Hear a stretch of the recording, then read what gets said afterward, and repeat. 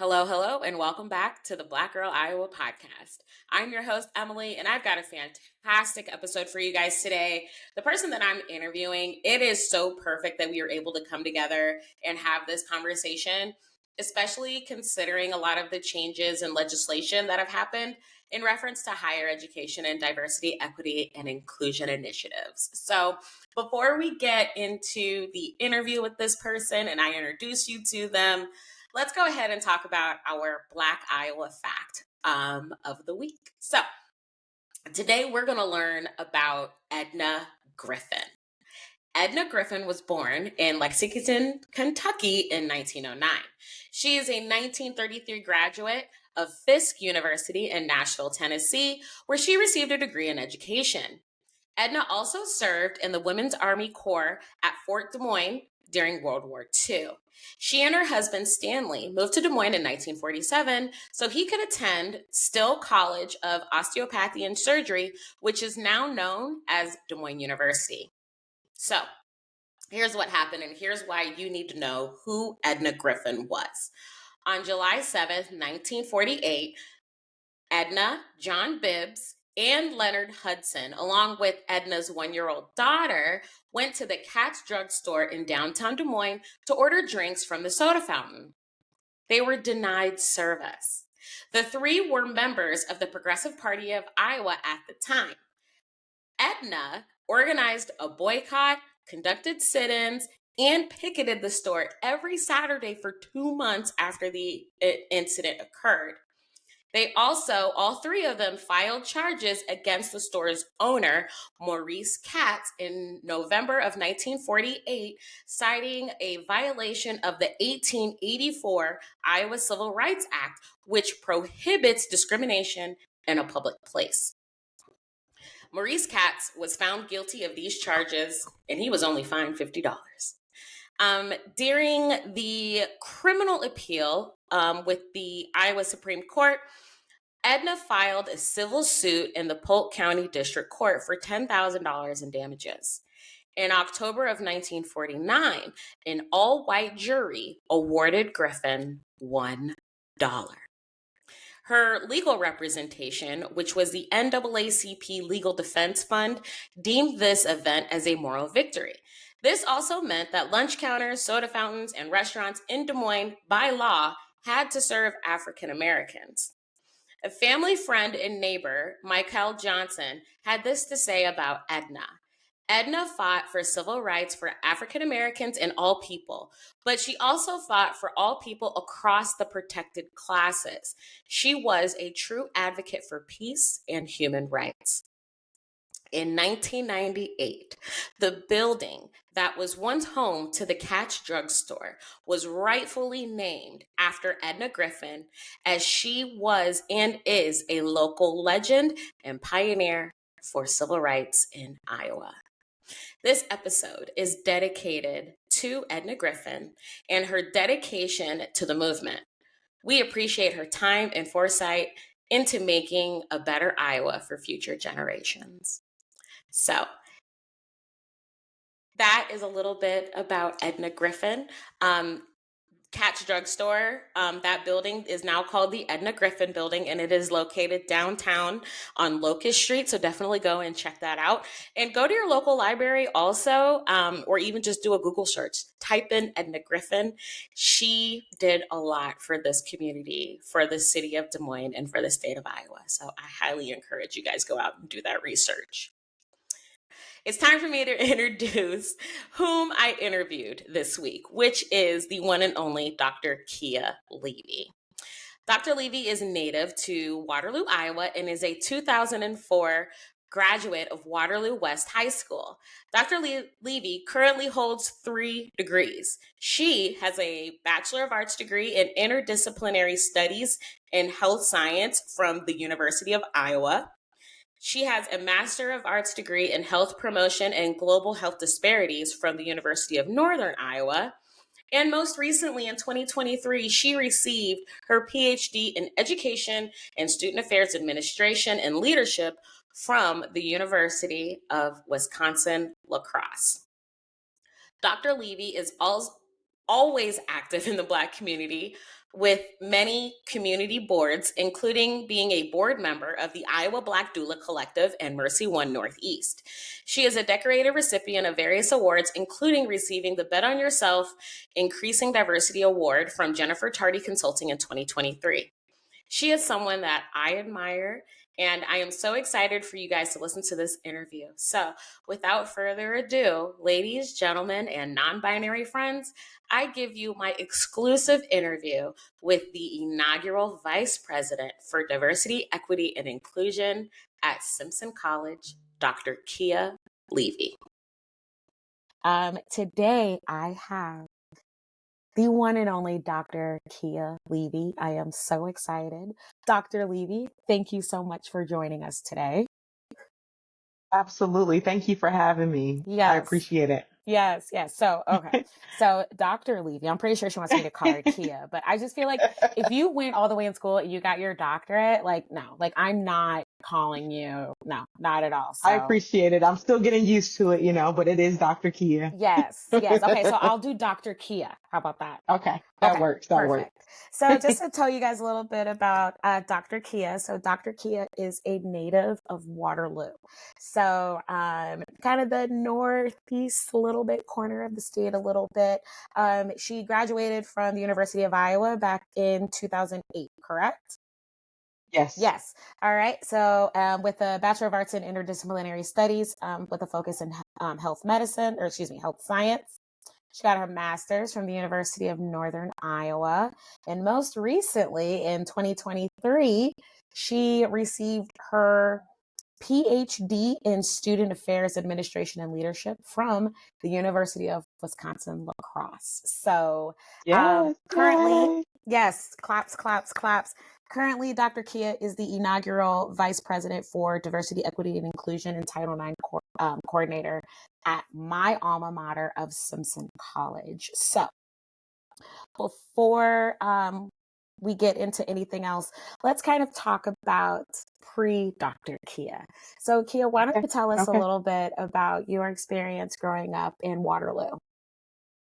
Absolutely. So yes, grew up in Waterloo, Iowa. I'm a first generation college student. I have to always say that. My parents came up north to Iowa. I don't know why they selected Iowa, but they came up to Iowa by way of Mississippi. So they both were born and raised 1950s Mississippi. And so definitely instilled some of those principles and things that they learn, hard work, dedication, all of those things throughout my childhood. Growing up in Waterloo, I would say was a pretty good experience, a pretty normal experience. We had a pretty good population of Black people, Black Americans, African Americans in Waterloo. And so I felt a sense of community, and especially in our neighborhood that we grew up, it was predominantly Black neighborhood. Mm-hmm. And so, of course, I felt comfortable growing up in the neighborhood and having many long-lasting friendships that were created, many connections as well. Waterloo is a small enough place where everyone kind of knows everyone, and so I think that there was a real sense of community for people looking out for each other when I was growing up in early childhood and things of that nature. So yeah. Okay. So within your community, what were some things that you were kind of into? How did you connect with people? Was it through church? Was it through athletics? Tell us a little bit about that. Absolutely. And both, right? Both and. I would say, yes, absolutely. My dad was a deacon and still is a deacon at our church to this day. And, growing up back in, the late 90s, early 2000s, church was really a community. There were way more people that were attending church at that time, especially the church that I grew up in. There were a lot of individuals around my age, a lot of just community members. That was kind of a pillar for our community, was the Black church. Nowadays, it's not necessarily the same. I think there's starting to be kind of this circle coming around. But that was definitely one of the pivotal places or to build that community. But also, yes, I played sports in high school, so always a part of an athletic team. Even in middle school, I played sports as well. And so I definitely created some relationships, long-lasting friendships through athletics. In high school, I was also engaged in our dance team. I was also in student senate. So I was involved in a lot as a student, a high school student. Uh, Upward Bound, Trio Works. I got to say that. Trio. I love Trio. I am a product of Trio. I was in the Upward Bound program starting in 8th grade. And, just building that community of not only students, peers that I grew up with, but also the individuals that were leading in the leadership positions. I mean, Dr. Mickey Johnson is still one of my great closest friends, but also mentor. He has played a pivotal role in the development of the Upward Bound program, especially in Waterloo. But many of the students can look back and say he's done something for us. He really truly cared about every student that went through the program there. And so again, a lot of friends and long-term friendships were created with the Upward Bound program. Once after high school, and I started to kind of get, and even after undergrad, when I moved back to Waterloo and really started to get into my working professional career, I was pretty much involved in everything. And people were like, why are you doing all of these things? I mean, I sat on the board for Tri-County Head Start. I sat on the board for the YMCA. I sat on the board for Black Hawk Gaming Association. I was involved with the NAACP. I was a human rights commissioner. Hold on 1 second. My dogs are barking. I'm going to cut this out, but I'll be right back, okay? I'm sorry. 1 second.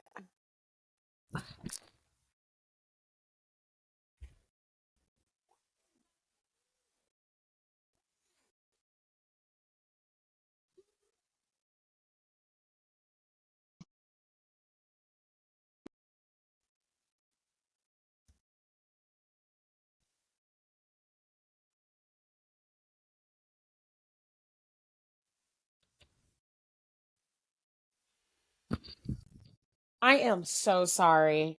You No would have worries. I didn't hear him. thought that like World War 10 was happening. Like, okay. All right.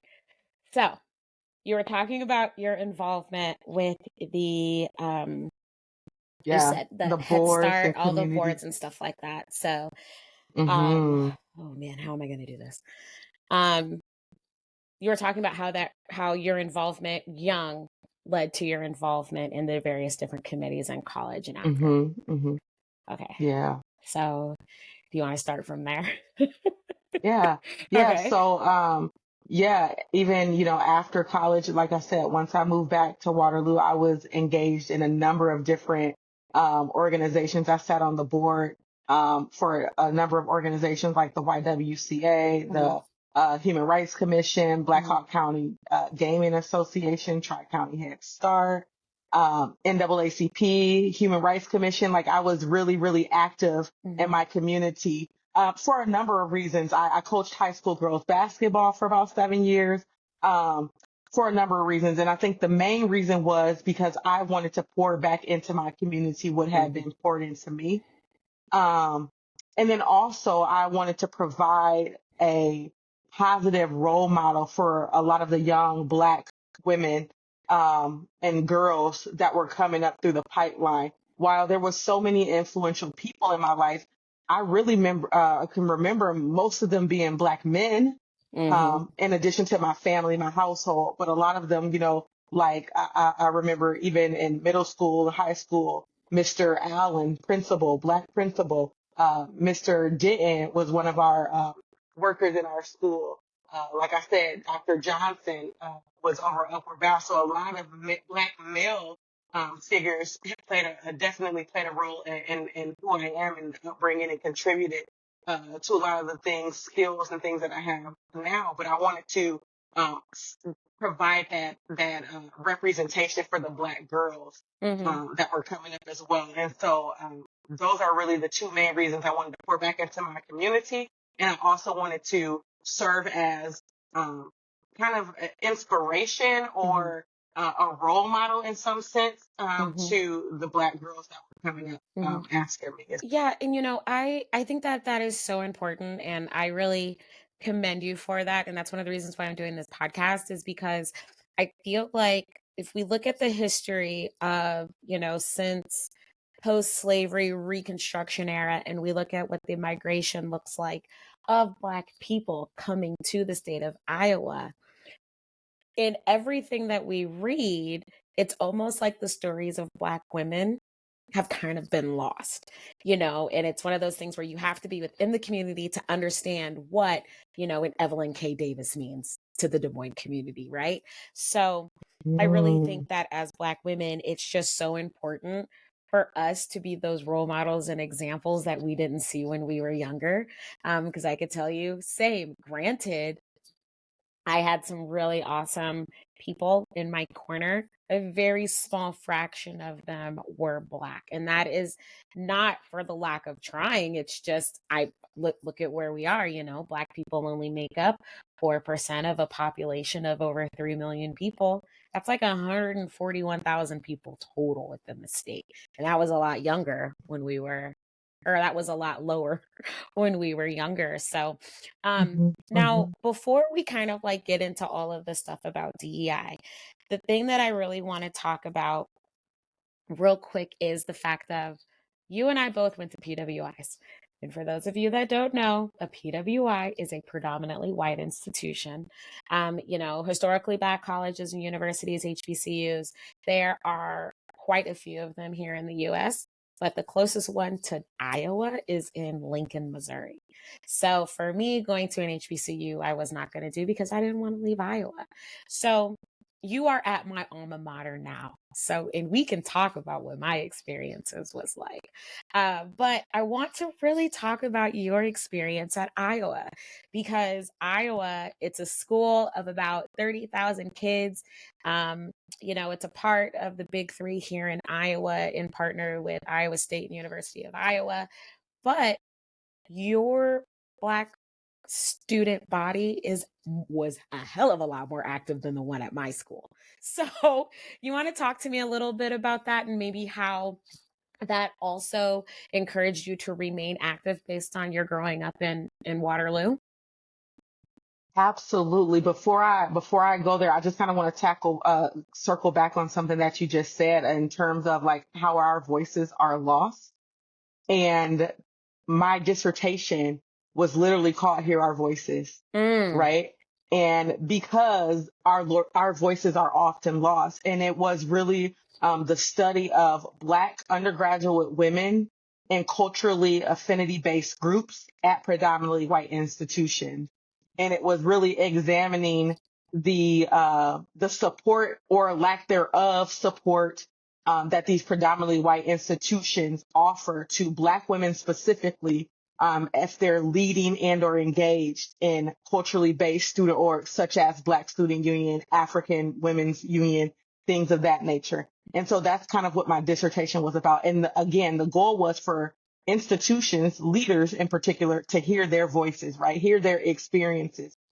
Because now on the flip side, working at PWIs, I understand that, these institutions say they want to advance DEI, mm-hmm, but they're so performative, right? For a mm-hmm, number of reasons, right? yep, They just say, oh, we want to do this. And they may say, oh, here's Black History Month, but there's no strategy. There's no systemic efforts to really address recruiting, retaining, and the mm-hmm, success of, Black and other students of color, as well as faculty and staff of color in holding these marginalized identities. So I just wanted to yeah, make that connection, yeah. And that's what my work has been.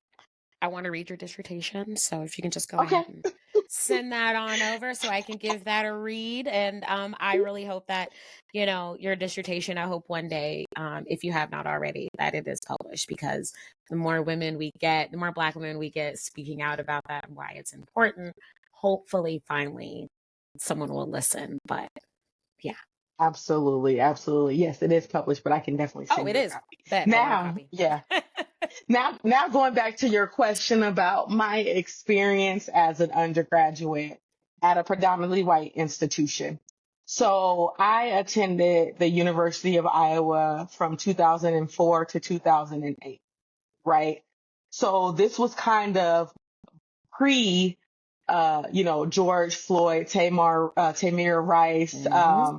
Ahmaud Arbery, all these other Breonna Taylor. individuals, right? Breonna Taylor. Yep. Sandra And so Bland. we know, It's sad that we have so yeah, many Sandra Bland. names, but yeah. Mm-hmm. Yeah, I can't even, yeah, name Mm-hmm. everyone, right? And so it was pre that time. And I say that to say, because during that time, you see this uptick, one, in all of these DEI related positions. Mm-hmm. And now you see this attack on DEI, which I'm sure we're going to get to later on in this Absolutely. It's podcast. definitely a question. But I wanted to preface my experience as an undergraduate at Iowa was prior to all of these things, right? And so at the point where yes, racism has always been alive and well, right? But I feel like at the point where I was an undergraduate student at the University of Iowa, there was a pretty good number of Black students there. And I think we all had the consensus that we wanted to be together, we wanted to be active, and just provide that community more so Mm-hmm. than like programming. We Mm-hmm. just had that space. And so there was the African American Culture House that's still there Mm-hmm. on campus where we would go all the time, to whether it was study or just have cookouts or just have that sense of community. And so I say that to say my experience at the University of Iowa, it didn't feel like an isolating experience, Mm-hmm. right? Now I can't necessarily say that that's the same for my graduate experience at the University of Northern Iowa or for how students feel currently on Simpson campus or at other predominantly white institutions for Mm-hmm. a number of things, right? But I would say that there was though those times where, I would go to biology class, for example, 300 to 400 people in my biology class, and I might be one of 3 Black students, Mm-hmm. in that class. But again, knowing after that I could just go chill at the Afro House and be with my community, Right. right? Right. Um, at that particular time too, I don't recall any racist incidents, blatantly racist incidents happening on campus. Mm-hmm. I don't recall any type of our need to protest Right. on campus. I feel like we, and I'm not saying that didn't happen. Mm-hmm. But I feel like we also had a critical mass of Black students Mm-hmm. that could provide that, sense of community and Right. home, Right. while experiencing this predominantly white institutions. Now, again, that doesn't happen at many institutions, Mm-hmm. uh, especially many predominantly white institutions, So that was kind of, my experience, I would say. Yeah.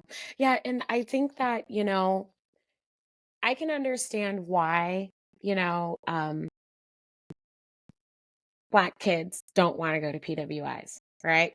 Because at the end of the day, you are essentially kind of like taking on another level of burden that you probably did not sign up for. I think that, at a bigger university like Iowa, Iowa State, UNI, because there are more, then you will have that sense of community. But I always like to ask that question, and I always kind of think about in contrast what my experience was like at Simpson. And while academically I was challenged, while I took some really awesome classes and I have met some pretty amazing people, um, I always tell people college was the worst and best 4 years of my life. And a lot of it was due to the fact that for the first time in my life, I was one of the only. I was lucky enough to where I went to Simpson with 2 of my best friends, but in our, you know, freshman class of 300 plus students, there were only 6 of us, and it was one of those things where I went to Roosevelt High School in Des Moines, not really something I had to worry about. Like Black and white, like we could coincide. You know what I mean? But at that time, it was really, is this racist or is this person just stupid? And a lot of the time, it was teetering on the line of both. A lot of intersectionality there, Yeah. unfortunately. So I do think that Hmm.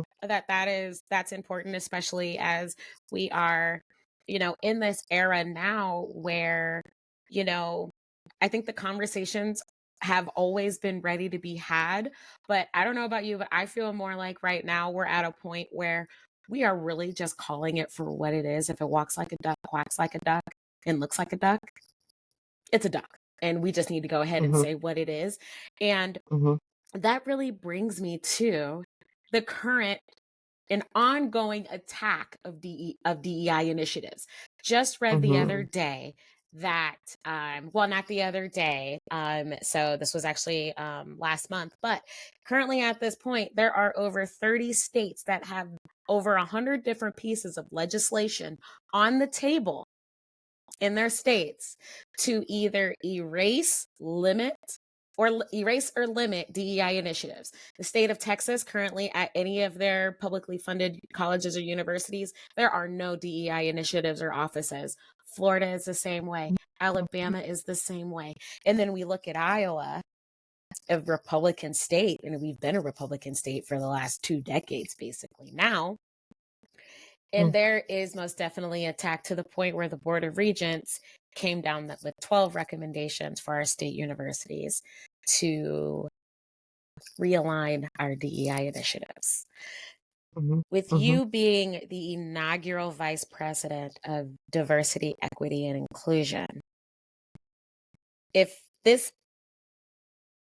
position is important for a campus of 1,200 students, why is it important, just as important at a campus for 30,000? Mm-hmm. Mm-hmm. So I will say a couple of things, right? One, we're a private institution, Mm. right? And more state funding goes to the public institution. The regions have more oversight over the public institutions. And that's not saying that we are protected from having any repercussions or having to follow anything down the line. But I will say right now, there has not been discussion at the private level of banning, reducing, realigning any of that to DEI specific positions such as mine, Mm-hmm. right? So I And say that's a that. good thing. Now, and in the same breath, though, I literally just sent an email. I came back from a conference last week. It was the Ideal Conference. Inclusion, diversity, equity, and access and leadership. This Mm-hmm. was the first conference of its kind. It was in Indianapolis, Indiana. One of the keynote speakers who I was lightweight fangirling for was Kimberly Crenshaw, Mm-hmm. who is an amazing legal scholar who coined the term intersectionality, has done a lot of work around DEI, just recently published in collaboration a book entitled Say Her Name, Mm-hmm. that talks about the intersectionality of holding marginalized identities, being Black and female, right? Mm-hmm. And so that is what that book is about. Anyhow, this conference, we talked about a lot of these things, and some things may have came even more clearer today or clearer to me after that conference. But Mm-hmm. I say that to say, after that conference, I sent our president an email saying, hey, let's have a conversation about restructuring DEI for a number of reasons. The office, one, renaming my title, is one of the suggestions that I made. And this is just, again, preliminary conversations, but renaming my title, but also providing additional offices or additional departments under DEI to make it more robust. Yep. Mm-hmm. That way it'd be harder to kind of attack DEI Mm-hmm. if that came to be. Mm-hmm. But also because DEI should be intentional. It's everyone's job. And there's some key functions of, I think, an institution that should fall under DEI to ensure that it's streamlined throughout every area Mm-hmm. of the organization. Mm-hmm. And so just having those preliminary conversations about, okay, we see this coming down the pipeline. How can we be proactive as a Right. private institution to adjust, right? And Right. so those are definitely some of the conversations that we've been having. Mm-hmm. There has always been an issue with DEI, right? I think the issue, while it's now the reason why it's highlighted now is because we actually have a term, DEI, diversity, equity, and inclusion. It Yes. hasn't always been called diversity, equity, and inclusion, right? There's been different names, different practices, different things, and the goal is to provide equity for people across the board. Correct. I think the reason why it's currently being attacked is because it's now being associated with Blackness. Mm-hmm. And Now, quick question. Why do you think that is? Because the article that I was reading, and it came from NBC News, was that DEI initiatives are basically making white people feel this quote unquote white guilt. And instead of being proactive to correct the wrongs of history and not repeat them, they would just much rather just say, nope, mhm, we're not going to do it. So, mhm, mhm, do you feel that at some point the word just kind of became synonymous with Blackness? And what are your thoughts on that? absolutely. I'm so sorry to interrupt, but I wanted to Yeah, make sure I no. tag that on. Yeah, no worries. I think it's both. Both of those are two very much valid reasons why there's an attack on DEI. One is because I think DEI is becoming synonymous with Blackness and or people of color, people with marginalized identities, Mm-hmm. right? Like especially Blackness, I would say. But then also uh, to the other point, yes, there has been this kind of narrative or this preconceived notion by certain individuals that the goal of it is to guilt white people. Mm-hmm. That's not the goal, because if you really think about it, white people are included in DEI as well, right? But people don't think about it because they are Right. so far removed and they only associate it with Blackness Right. for the most part, right? Yeah. And so it creates that dismiss what DEI truly stands for and truly means. And I think the other kind of point to that is that there's certain groups that are in power, that have the ability to create these rules, processes, and things of that nature. And they don't want to relinquish that Mm-hmm. ability to be able to make those decisions, Right. right? And again, we can see that playing out in legislation, not only with DEI, but with women's rights, right? Mm-hmm. With LGBTQ community, Right. right? There are people that are in place that don't want those people to have access and those Right. people to have, some sense of agency, Mm-hmm. right? And so they're putting these things into play to hinder the progress that we've made, Right. And it's almost as if the people that are just, attacking this, they're not understanding what their own intersectionality looks like. And hmm I think that it is just so disheartening because, I, work with families all the time with being in higher education and recruitment. And more often than not, I am having just as many white parents asking about what the diversity looks like at Iowa State, where I work, as Black families, as Latino families, as, families that practice not practice, but are Muslims. Like, people want to know because they want their kids to be enriched and engaged and understand and learn about these identities. And hmm hmm it is so frustrating to see that hmm everything's just continuing to be whitewashed, and as per usual, white people are centering themselves in the conversation when it doesn't need to be that way, right? There's enough space for us hmm to talk about hmm everyone. So Absolutely. and And yeah, yeah, and so you've been at Simpson now for what, is it 2.5, almost almost three three years? years. Yeah. Yeah. So, just to kind of go back. So, how I initially met Keyah. So, Keyah came to Simpson, or excuse me, Dr. Keyah came to Simpson right as I was leaving Simpson. But I was not leaving Simpson on good terms.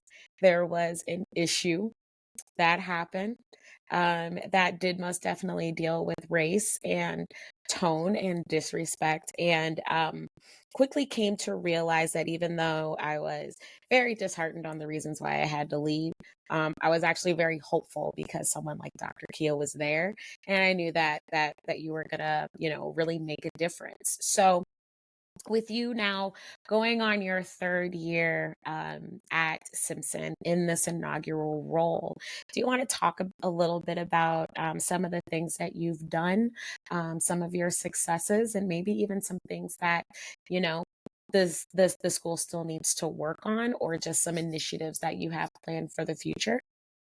Absolutely. Yes. So it's important that you say the inaugural, right? Because I am drawing the blueprint. I'm drafting the blueprint.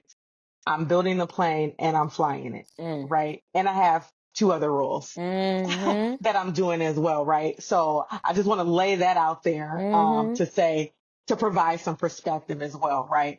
Now I was up for the challenge and I knew it was going to be challenging as the first to ever do it, right? I knew it was going to be challenging. I probably put tremendous pressure on myself as well to ensure that I was successful in this position. And so I think that we've definitely made some great strides, and I'm reminded of that every time a student or a faculty or a staff quote me in something that I've said to them that was meaningful, or they say, thank you, you've really done a good job, or thank you, we're seeing the culture here change. Mm-hmm. I'm reminded why I'm here and why I do the work. And so I knew it was going to be a challenge and I was up for it. I would say, I kind of came in having kind of this 3-year plan-ish, if you will. Mm-hmm. The first year was I just want to sit back and assess. I'm never the person to engage in a situation and just make all of these changes without having an understanding of what changes need to be made, who are the key players that need to be involved in those changes and those discussions about making those changes, what strategies we need to use and things of that nature. So my first year was really just kind of sitting back, doing some assessment, meeting community members, students, staff, faculties, whether it was one-on-one conversations, group Mm-hmm. conversations, and trying just to do some preliminary legwork. Mm-hmm. And so that was really the first year. The second year really was, okay, let's look at that data, but also working with EAB, the Educational Advisory Board, Mm-hmm. their Yeah. DEI strategy wing, because again, I was one person. I'm one person in Right. this position. So I needed some assistance as Mm-hmm. well. So working with them to do some more, developing some real tangible metrics, and doing some assessments and plugging the data that I had put just kind of in a draft document together, having them look at it saying, yeah, this is on the right track. Maybe you need to look at this and rethink about this. Mm-hmm. So that was kind of year two, but also in year two, one of the big wins that I had was implementing some new practices in Okay. our hiring, because I noticed a couple of things. One, we didn't have a lot of people of color or holding other marginalized identities. So Right. LGBTQ community, Mm-hmm. religious minority, other communities. We lack that presence and that representation. But then also just understanding that even if we may not have that representation, we need to be hiring white people that understand the Mm. importance of diversity, equity, and inclusion and have demonstrated that, right? Yep. And have that commitment. And Mm-hmm. so I implemented some search training modules. So every member that sits on a search committee, they have to take 2 online modules Mm-hmm. after and this is before they can review anybody's application material. Oh, wow. Okay. Yeah, and then after they take those modules, they then have to debrief with either myself, or for faculty, there's a committee of faculty that were elected to help with the search process. Mm-hmm. And so they'll have to debrief with a member of that committee. And the goal of that is to say, okay, yeah, you watch these videos, but what did you learn? And how are we going to actualize that? So how are we creating rubrics?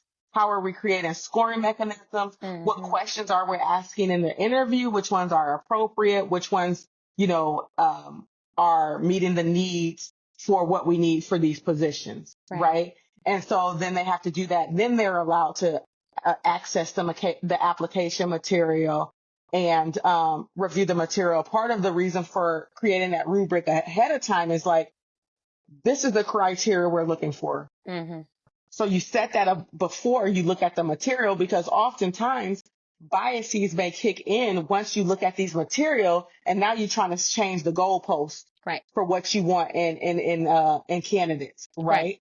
right? And so that was one effort to mitigate some of those things in the hiring. So I would say that was probably a big win. I think I've had a lot of buy-in from faculty, staff, and leadership Mm-hmm. with that. I've gotten kudos I've gotten those modules are really good because people have taken training, bias training and things before, but it wasn't substantial, wasn't impactful, wasn't useful, right? It was Right. checking a box. And Right. so I've gotten really good feedback from that. hmm And One of the other things, I was just going to go say, ahead. I just want to add to that. I really think that the important element that you added is that you are not just watching and learning about this material.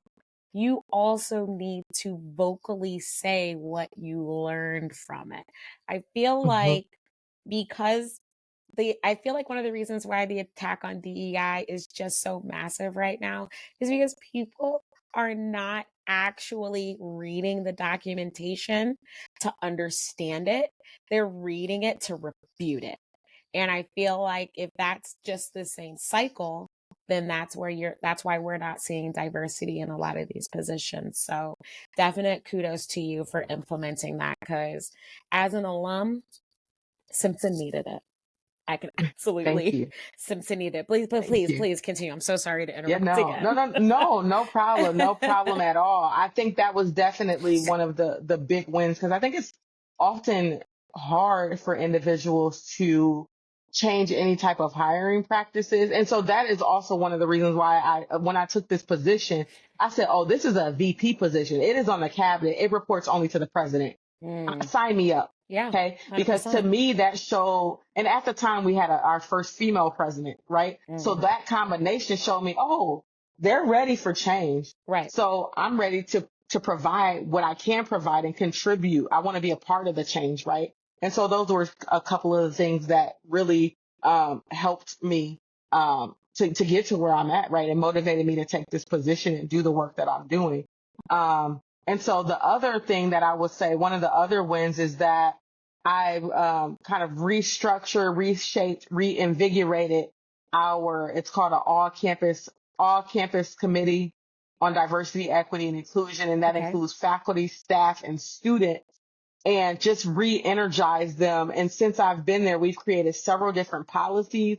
One that is currently up is our religious observance policy. So students aren't getting penalized for missing class for Mm, religious holidays and things of that nature. hmm We've created a number of different policies. But right when I started, I think they had created the symbols of hate policy that talked about what that is, what that means. hmm There's been several other policies and things that have been created. The bias response team was mm, created since okay. I've been here. And just this year, we actually created the actual reporting process um, and launched that, right. And essentially, it started from when I first started back in 2021.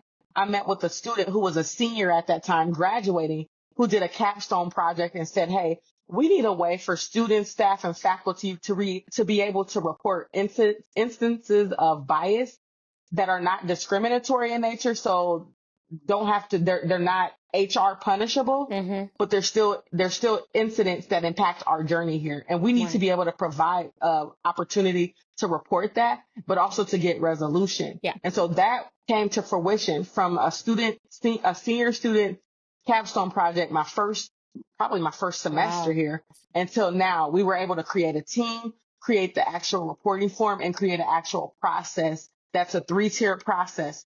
So if it's a student reporting an incident on a student, then it'll go to a set of individuals like the dean of students that will take care of that. If hmm it's someone reporting an incident with a staff member, hmm myself and HR will take that. If it's someone reporting a faculty member, myself and the senior academic dean hmm will tackle that and provide appropriate resolutions hmm for that. And so that process wasn't in existence before I started. So those are really two of the big wins I say that we've created. But minor things have been, of course, Heritage Month celebrations, looking at other policies, practices, addressing issues, case by case issues, really to change the climate. And I think we've started to really have a shift and kind of move the needle. There's still a ton of work to do, but hmm I think we're starting to move the needle, Right. and people are now saying diversity, equity, and inclusion where they may not have been saying diversity, equity, and inclusion before, Right. right? Right. And I think it's amazing that you've implemented basically initiatives that are impacting everyone at every level, whether you're a cabinet member all the way down, or even a board of trustee member, probably all the way down to that first year student on campus. So, last question, and then we can kind of wrap up a little bit because I do have the one question I always like to ask at the end, and that is, what impact do you see this having on students? And how do you think that this impact will kind of lead them into their careers as they graduate, find jobs, and really start to understand what their purpose in life is? For clarity, you're talking about the impact of the DEI legislation, the anti-DEI legislation, or the impact of the work of DEI? The work of DEI that you're Okay, implementing at Simpson specifically, yes. absolutely, absolutely. Um, so one of the other things that kind of ties to this question, it's not necessarily my win because it actually started, I think the semester before I started at Simpson. Hmm. They redid their first year curriculum. Hmm. So all first year students, incoming first year and transfer students have to take essentially kind of a college transition courses the first year. Hmm. Those are the only kind of like the core courses Yeah. that they have to take. Hmm. The first semester is focused on civic engagement. The second semester is focused on DEI. Okay. And with that DEI, all of those 300 plus incoming and first year students have to have a common read. Hmm. So they all have to read the same book, which is around a DEI related topic. And I'm fortunate this semester I was actually to teach that Okay. course. And the book that we're using is called Bias by Jennifer Aberhart. Okay. And the Bias book really focuses on what it says, what it's titled, Bias. It starts off by really focusing on police brutality against Black bodies. Then it goes on to talk about racialization, segregation, redlining, housing disparities, and how that plays a role in the treatment of Black people. It talks about stereotypes. And then it talks about, just a general experiences, and it gives tangible examples of Black people just minding their businesses and being attacked by police or being attacked by other individuals just simply for being Black, and also about all of these systemic infrastructures or structures, systemic racism, right? Whether it's Hmm. in the policing, criminal justice system, housing, healthcare system, education system.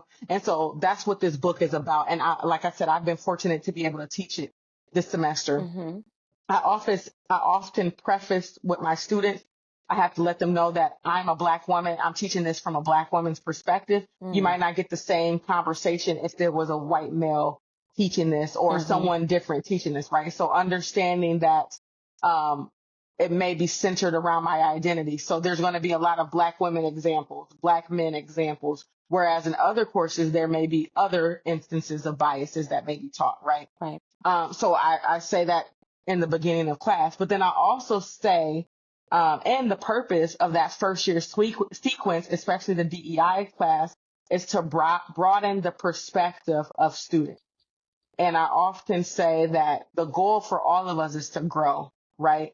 And we can't make informed decisions about our life, about our purpose, about how we show up in the world if we only have limited information to do so. Hmm. And the goal of this course is to provide as much perspective around as many different DEI related topics as possible Hmm. so that you can go into the world and have a purpose in the world and understand your purpose and your place and how you contribute either positively or negatively Hmm. to advancing DEI or to systemic racism, Hmm. right? And so those are the conversations. And I think that course in itself really is aimed at helping students to understand their purpose in life Hmm. and how they are going to show up in the other 3 years of their journey at Simpson. Right, right. Yeah. And I think too, that's really important because, and I'll put some of the demographics in the show notes for everyone about Simpson. But since I went there, worked there briefly for 2 years, just for our listeners, Simpson is a small private liberal arts college located in Indianola, Iowa, about 1,200 students total. The majority of these students are not only white, but the majority of these students all are coming from very small towns around Iowa or around some of our neighboring states, such as Wisconsin, Nebraska, Missouri, Illinois, and Minnesota. So I think that giving these students that, have not known or interacted with people with different identities. I think that this is important because, the world is changing. And I feel like the sooner they have those conversations, then the sooner they can really start thinking about the person that they want to be. And a class like that and having someone like you with your experience teaching that class, I feel like, that's the reason why, you know, that's why you're there. You're making sure that they have those experiences. So as an alumni, I appreciate you. As a Black woman, I absolutely adore you, and I appreciate you doing the work that you're doing. So Thank you. it's time Thank you. for the Thank you. last Thank you. question. And this Okay. one is really going to be focused on Black women that are listening. So, our Mm-hmm. experiences in Iowa, that's one of the reasons why I have this podcast, is because I want us to be able to share our stories. If there is, specifically a Black woman that's listening that is as passionate about teaching, educating, and also giving voice work in reference to diversity, equity, and inclusion work, in reference also to access. What's some advice that you have for them on how they can start doing the work and really start helping their communities grow? Absolutely. I would say one, volunteer with some organizations, whether those are small nonprofit, Black owned businesses and organizations to get some experience and also being able to network with those individuals, right? And Hmm. also, I know before we started the podcast, you mentioned you went to the Power Her Summit this past week, and that I was Yes. unfortunately away at a conference, so I wasn't able to attend, but attending those things to network with other Black women in this space, right? And just other professional Black women, although they may not necessarily be in education or specifically DEI work, they still are in these spaces. So I would say networking is probably the number one thing Hmm. for us to, get in these spaces, but also kind of build your social capital, right? Go to some things that you may not be comfortable Hmm. with, some of those things outside of your comfort zone, and getting to network with people outside of those pockets as well, because they can be beneficial allies when you Hmm. get ready to do the work. That, I may not be able to say certain things or do certain things, but I may have an alum or someone in the business sector that may be a partnership with our college or organization who may have can say some things that I might not be able to say, or even board of trustees, for my example, right? Yeah. Getting to know some of our board of trustees, because I've had plenty of them say, hey, let me know how I can support, if there's Mm. some things or someone that you may not be able to approach, I can. So let me know what are some of your needs and things you need to be supported in this position. So I think networking is definitely a huge part of that. But then also, one, do your work, do your stuff work, because I think there's also there's been these conversations around people of color in these DEI related positions, but they can, some might do more harm than good in these positions, right? So just because you're a person of color or a person that holds these marginalized identities, don't make you fit to be in this particular DEI, realm, and recognizing that. And if you feel as if there's some more skills that you can develop, Mm. definitely do that. There's certificate programs, there's, LinkedIn Learning, there's Google, Okay. there's so many different opportunities for you to engage in the work. Hmm. Um, and so, yeah, I say encourage anyone to engage in those opportunities. One, to network, but also to learn. I think DEI, even me, I am the VP for DEI, but there's still things that I need to learn, right? There's things Hmm. that are always changing.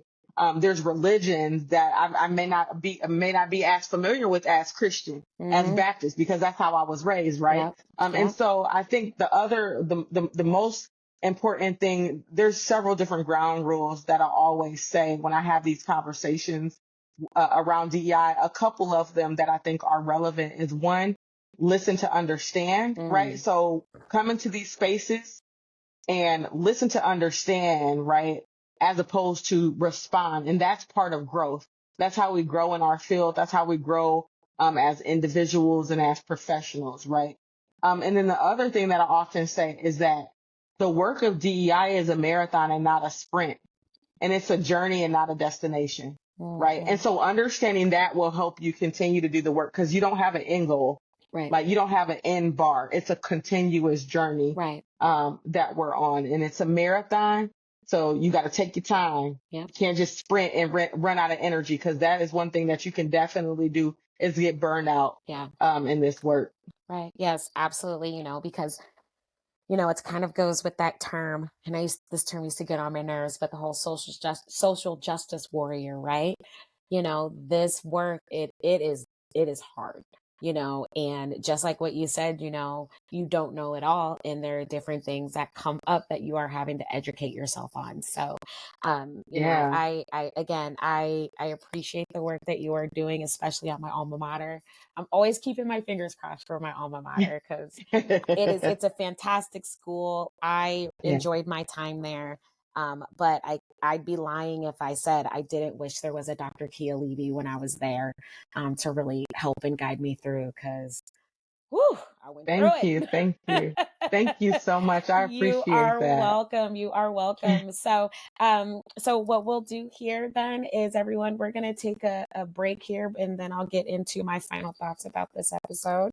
Again, Dr. Keyah, thank you so much. And we'll be right back Thank after this you. break. Take care. All right. All right. Well, there was the interview. I really hope you guys enjoyed that conversation that I had with Dr. Levy. I want to thank her for taking the time and having that conversation, not only about diversity, equity, and inclusion and why that work is so important, but also, something that she said at the beginning just really hit home for me. And that is how she found her goals and her purpose, which were to pour back into her community and to be a positive role model for younger Black women. I really think that the Black community here in Des Moines, it is small, but it is fruitful. And I really think that while we all, have that thought, when we're younger, like, I'm getting out of here, whatever, when we come back, or when we are here, we really need to be uplifting those generations that are younger than us, and really putting herself in that forefront of being a role model, just in what she does and how she puts herself into the community, and is ensuring that not only her voice is heard, but she's elevating the voices of others. Oh, like, for someone that has just been kind of has had that feeling of not really knowing what my purpose is, that was very inspiring to me. So, if you don't take anything from this episode, at least take that, at least take and identify what your purpose is, and how you can give back into your community, or even back into the people that have kind of helped you along the way. Couple other things that I do want to address really quickly, in my reflections and in my takeaway from this uh, interview, is what she said in reference to, first of all, performative DEI practices. DEI, diversity, equity, and inclusion, needs to have a purpose. Okay. And, just saying, oh, we're going to have a Black History Month celebration, we're going to celebrate Asian Heritage and Pacific Islander Month. It has to be more than that. There has to be actual education learned. We have to understand the trials and tribulations of what people in other cultures have actually gone through, and how that relates back to us in our current state. And really understanding where people came from, and why certain things, certain traditions, certain pieces of history are important. I also think the other thing that really stood out to me, and this is going to really go into kind of what's happening around the country, and how I mentioned that, currently there are 100 pieces of legislation across the country in various state houses, where governors are essentially having the opportunity to remove any kind of DEI initiative at public institutions, even like my own that I work at Iowa State University. As a matter of fact, that has already happened here in Iowa. Since this interview took place, y'all, the state legislature, our governor, signed and passed SF 2435. It's an amendment that prohibits the establishment, maintenance, and funding of DEI offices at state universities. The only DEI initiatives and programs that are required by state and federal law or needed to meet accreditation are allowed. That means that an office of DEI is no more. As a matter of fact, at Iowa State, it's closing on July 1, which more than likely it has already closed by the time this interview is posted for you guys. It's really frustrating because while the legislature is giving state universities a year to figure out what they're going to do, what it's essentially doing is it is breaking down the infrastructure that was put in place for students of color, for students with disabilities, for students that are a part of the LGBTQIA plus community, and also students that are veterans, students that are that have some type of learning disability, and most importantly, students that come from economically disadvantaged communities. And I don't know if you guys know this, but the majority of Iowa is rural. And I think the thing is that DEI, because for some reason, somewhere along the line, and this is what Keyah said, or Dr. Levy said, the focus of DEI somewhere along the line has been focused on Blackness. And that is not the purpose of diversity, equity, and inclusion. Okay? A poor white male student would benefit from diversity, equity, and inclusion practices and infrastructures because it's giving them an opportunity to advance in an otherwise situation where they probably couldn't. Under no circumstance has diversity, equity, and inclusion ever excluded anyone.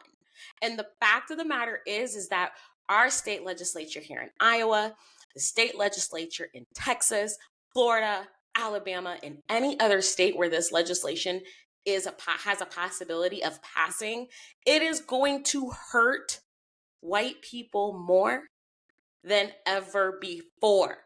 And in the grand scheme of that, it's gonna hurt people of color. It's gonna hurt women. It's gonna hurt, our it's gonna hurt anyone that's considered within a marginalized community. And guess what? White people are in those communities too, especially if they're poor. So it is so frustrating to have these things, have these initiatives that are so important to how a university runs and how we recruit to a university and how we encourage students to go to college and to study and do research and travel and be a part of something, when legislation like this says you can come here, but you basically need to follow how we want you to view things and do things. And it's frustrating. And I will say though that people like Keyah, and then also the people that are on these college campuses that are still going to continue to advocate for these students and the enrichment that happens when they are a part of these dynamic conversations and initiatives, I'm happy that they are still there. Luckily, this legislation is not going to affect my alma mater of Simpson College or other private colleges in the state of Iowa, because they are private and they do not get federal funding, or excuse me, they do not get state funding. But it is frustrating, and the landscape of things and what everything's gonna look like in a year, I think is going to be very interesting. And overall, I'm happy that people like Dr. Levy exist, and it gives me the drive and the determination to continue to be a resource for students, especially students of color, especially students from marginalized communities, that I'm here and that I am supporting them the best ways that I can. Because college is hard. I've always said to people, college, those 4 years that I had at Simpson were the best and worst 4 years of my life. I learned a lot about myself, but at the same time, I went through a lot. Um, and understanding what my identity was and the things that I cared about and what I wanted to fight for, and also understanding where people might not support me the way that I thought they would, which I think is really important. So, but I will pretty sure I'll talk about that on a future episode, so we're not going to do that conversation today. um Lastly, the last thing that I will say before we kind of close out this episode is just a reminder of what Dr. Levy also said. This is a continuous journey. Understanding the true meaning and definition of each word: diversity, equity, and inclusion, understanding what each word means individually and how they have a great impact when they're put together, I think is very important. And so while this is a very discouraging time, I feel like for myself, this is also a time that I am just that much more motivated to be a part of the conversation, continue the work, and to support people in my community as much as I possibly can. That's really what I am looking at right now. That's my focus. And also too, just even for myself, understanding the intersectionality of all of it, right? One thing that I always talk about is, that, my intersectionality of being Black, being female, and being cisgender, has a direct impact, and it's also going to have a direct impact on others. So just really me understanding that piece, I think, is critical at this point. And I really think that that's another thing that I really want people to take away from this conversation that I had with Dr. Levy. So, that is going to be the episode for this week. Thank you so much for having this conversation, Dr. Levy. I will have her back on again to talk about maybe a few other things that are currently happening in our state, or even just what it is like being a Black woman, because that's definitely another conversation that I have yet to have at this point in the interviews that I've conducted so far. But I am most definitely going to have that conversation. I just got to figure out how I want to structure that episode. So, but if you, aren't following me, please make sure that you are over on Instagram. The handle is at Black Girl Iowa. Don't forget to, I do have a blog where I'm talking about all the musings of being a Black girl here in Iowa and all the things that I'm working on and going through. That's at my website, www.blackgirliowa.com. In addition, if you have a question, go to the website, post your question there. It will be answered on a future episode. All right. So that's the episode for this week. Just remember, stay blessed, stay focused, and remember, give yourself grace, y'all. This life ain't easy, but we're all going to get through it together and as peacefully as we possibly can. All right, y'all. Until the next episode next week, I will talk to y'all later, but y'all have a good one. All right. Bye-bye.